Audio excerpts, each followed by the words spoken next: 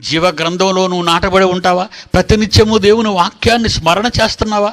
నీ ఆలోచనలోనికి దేవుడు వస్తున్నాడా? నీ ఆలోచనలోనికి బైబిల్ వస్తుందా? దయ్యం గురించిన చరిత్ర పుట్టు పూర్వోత్తరాలు ప్రప్రథమంగా ప్రపంచానికి పరిచయం చేసిన ఏకైక వ్యక్తిని నేను. ఎవడు దీన్ని కాదనలేడు. నేను పుట్టేసరికి రక్తం చేయడం బాధట. దొంగ పాస్టర్లు, దొంగ బోధకులు చేరి సాతాను సమాజపు వాళ్ళు కూడా దయ్యం యొక్క సంఘంలో ఉన్నవాళ్ళు, దెయ్యం యొక్క రాజ్యంలో, భ్రష్టుని యొక్క రాజ్యంలో చేరిన వారు సర్పసంతానం. అది బైబిల్ని అపార్థం చేయించి, బైబిల్లో తప్పులు బట్టి, బైబిల్లో తప్పులు ఉన్నాయని జనానికి చెప్పి, బైబిల్ నుంచి మనసును విరగ్గొట్టి దూరంగా తీసుకుపోతున్నారు వాళ్ళందరూ.